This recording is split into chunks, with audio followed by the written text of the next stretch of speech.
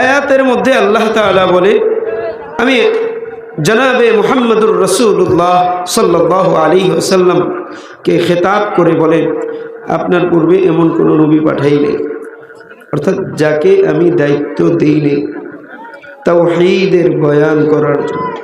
অর্থাৎ আদম আলাইহিস সালাম থেকে নিয়ে হযরত মুহাম্মদুর রাসূলুল্লাহ সাল্লাল্লাহু আলাইহি ওয়াসাল্লাম পর্যন্ত যত নবী রাসূল এই পৃথিবীতে আগমন করেছে, প্রত্যেকের মৌলিক যে দায়িত্ব ছিল তাওহীদ বয়ান করা। তাহলে এই আয়াত থেকে আমরা কি বুঝতে পারলাম? যত নবী রাসূল আসছে এবং দাওয়াত ও তাবলীগের কাজ যত নবী রাসূল করেছেন, প্রত্যেক নবী রাসূলের মৌলিক যে দায়িত্ব ছিল সেটা কি? বুঝে থাকলে বলেন, কি ছিল? তাওহীদ বয়ান করা। কি করা? আপনারা বুঝেননি আমার কথা? বুঝেন? একটু বুঝলে একটু হাহো নানো বইলেন, কথাবার্তি বইলেন, যাতে মনে হয় যে না আমার শ্রোতারা বুঝতেছে। আমি তো সেই ঢাকার মানুষ, আপনারা একটু সুনামগঞ্জের মানুষ। এখন কম্বিনেশনটা হচ্ছে কিনা এটা বোঝার জন্য তো কথা বলা দরকার। হ্যাঁ, তাহলে এখান থেকে এই আয়াতে আল্লাহ তাআলা তাওহীদের গুরুত্ব বুঝাইতেছে। আমি আপনাদের সামনে অসংখ্য হাদিসে মুবারাকা থেকে একটা হাদিস পড়েছি। হাদিসের মধ্যে সরকারে কায়নাত মুহাম্মদুর রাসূলুল্লাহ সাল্লাল্লাহু আলাইহি ওয়াসাল্লাম বলেন, যার শেষ কালিমা হবে, যার শেষ কথা হবে লা ইলাহা ইল্লাল্লাহ দাখালাল জান্নাহ, সে মরতে দেরি হবে, আল্লাহ তারে জান্নাতে ঢুকাইতে দেরি হবে না। সুবহানাল্লাহ। আরো আস্তে করে বলেন, যে তো পাশ থেকে শোনা না যায়। আরো আস্তে করে বলেন, আরো আস্তে করে বলেন। মেরে আজিজ দোস্ত, তাহলে সমস্ত নবী রাসূলদের মৌলিক দায়িত্ব ছিল তাওহীদ বয়ান করা, কিন্তু প্রত্যেক নবী রাসূল এসে তাওহীদের দাওয়াত দিয়েছেন, তাদেরকে একটা কালিমাও দেওয়া হয়েছে যে এই কালিমাকে সামনে রেখে তুমি তাওহীদের বয়ান করো, প্রচার করো। কিন্তু একটা বিষয় ডিফারেন্স, সেটা হচ্ছে কালিমার মধ্যে দুইটা অংশ আছে। কয়টা অংশ? একটু আঙ্গুল উঁচা করে দেখাই, কয়টা অংশ? কয়টা অংশ? দুইটা অংশ আছে। প্রথম অংশ হইল লা ইলাহা, সবাই বলেন লা ইলাহা। কি কালিমা পড়তে এত কৃপণতা কেন? ভুল টুল আসেনি? হ্যাঁ, জিনা কইেন না, যদি জিজ্ঞেস করি ধরা খেয়ে যাবেন। আমরা কালিমার মধ্যেই তিনটা মারাত্মক ভুল কইরা থাকি। কয়টা? যে ভুলের কারণে আমাদের ঈমানও চলে যায়, নিজেদের অজান্তে টের পাই না। যেমন প্রথমেই বলি লা ইলাহা, এই যে লা ইলাহা, লা ইলাহা শুরুতে কি আছে? লা, এখানে টান আছে কয় আলিফ? কয় আলিফ? 3 আলিফ। বুঝেননি আপনারা? 3 আলিফ বুঝানোর জন্য আমাদের মক্তবের কারি সাহেবরা একটা সিস্টেম বুঝাইছে, কয় এক আঙ্গুল উঠাইতে নামাইতে যতটুকু সময় 1 আলিফ। লা, এই যে লা, লা 3 আলিফ। এখানে আপনি খাটো কইরা সর্বোচ্চ 2 আলিফ 1 আলিফও দিতে পারেন, কিন্তু যদি আপনি এখানে টান দেন তাহলে অর্থ হয় আল্লাহ ছাড়া আর কোনো মাবুদ নাই। কিন্তু যদি আপনি এখানে টান না দেন, কি বলছি, লায়ের মধ্যে যদি টান না দেন, লা না পয়রা যদি পড়েন লা ইলাহা ইল্লাল্লাহ, আসেনি আমাদের দেশে এরকম পড়ার? হ্যাঁ, লা ইলাহা ইল্লাল্লাহ, লা ইলাহা ইল্লাল্লাহ, এই যে এইভাবে জিকির করার লোক আসেনি? লাই যদি কেউ টান না দেয়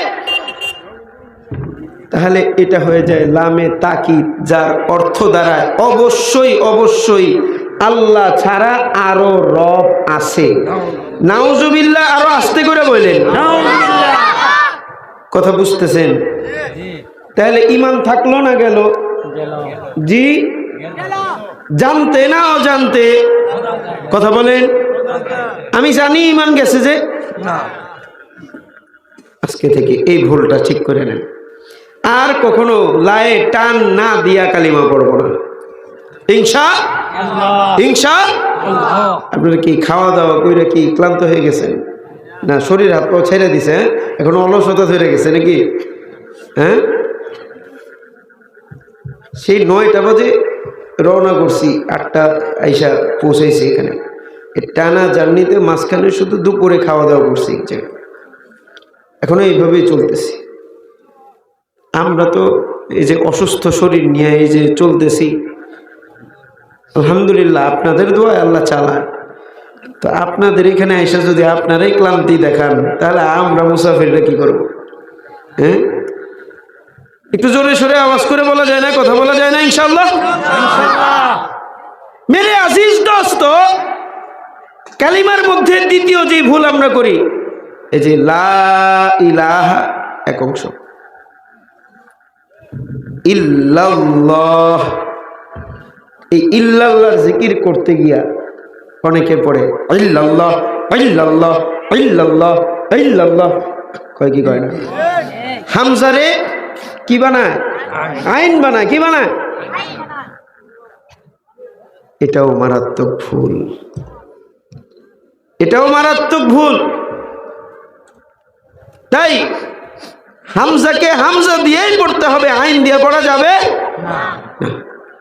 মেরে আজিজ দোস্ত, তাহলে কালিমার 2টা অংশ আছে, লা ইলাহা ইল্লাল্লাহ, দ্বিতীয় অংশ মুহাম্মাদুর রাসূলুল্লাহ। আদম আলাইহিস সালামকে আল্লাহ তাআলা পাঠাইছেন, তার একটা কালিমা দিয়েছেন।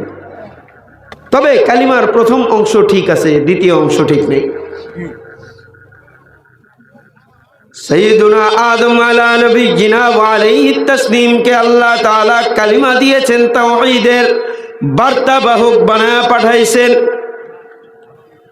কালিমা দিয়েছেন লা ইলাহা ইল্লাল্লাহ।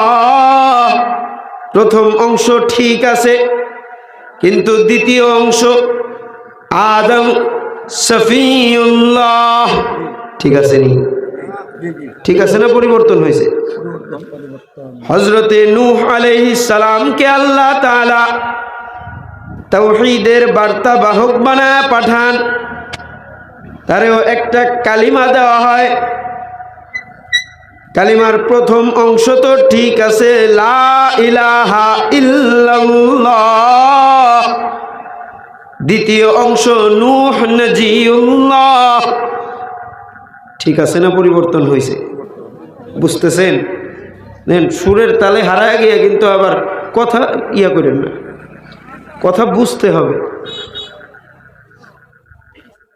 হযরতে ইব্রাহিম আলা নবিয়িনা ওয়া আলাইহিত তাসলিম কে আল্লাহ তাআলা তাওহীদের বার্তাবাহক বানায়া পাঠান। কালিমা দেন লা ইলাহা ইল্লাল্লাহ। জানেন না? একটু বলেন, মুখ খুলে। লজ্জা লাগে? শরম লাগেনি? না, মুখটা খুলেন, জবানটা খুলেন মিয়া। যতবার এই মাহফিলগুলো, এই যে উমুমি দর্শগুলো এই জন্যই করা হয়, বেশি বেশি যেন আল্লাহরে ডাকেন। লা ইলাহা ইল্লাল্লাহ ইব্রাহিমু খলিলুল্লাহ। প্রথম অংশ ঠিক আছে, দ্বিতীয় অংশ পরিবর্তন। ইসমাইল আলাইহিস সালামকেও কালিমা দেওয়া হয়, কিন্তু প্রথম অংশ ঠিক, দ্বিতীয় অংশ পরিবর্তন। আদম আলাইহিস সালাম থেকে নিয়ে শেষ নবী পর্যন্ত যত নবী রাসূল আল্লাহ তাআলা পাঠান, সমস্ত নবী রাসূলকে যে কালিমা দেওয়া হয়, কালিমার প্রথম অংশ ঠিক, দ্বিতীয় অংশ পরিবর্তন। তার মানে বোঝা গেল প্রথম অংশের মধ্যে কোনো হেরফের কেউ করে নাই। সবারই মূল লক্ষ্য ছিল একটাই, রব হিসেবে একমাত্র কাকে মানতে হবে? ইমানের আওয়াজ দিয়া বলি কারে? আমাদের কপালকে ঝুঁকানোর জন্য একমাত্র মাবুদকে। আরো জোরে আওয়াজ করে বলি কে? একমাত্র মাসজুদকে, মাবুদকে, সমস্ত মুশকিল আসানকারীকে, রিজিক দেনে ওয়ালাকে, সন্তান দেনে ওয়ালাকে।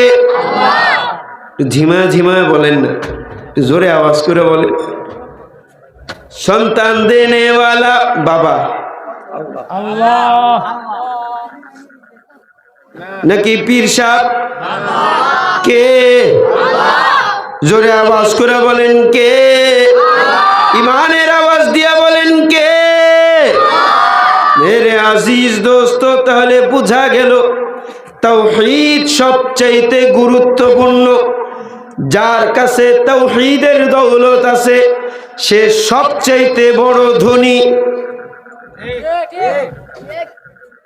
তার চাইতে বড় ধনী দুনিয়ার জমিনে আর কেউ নাই।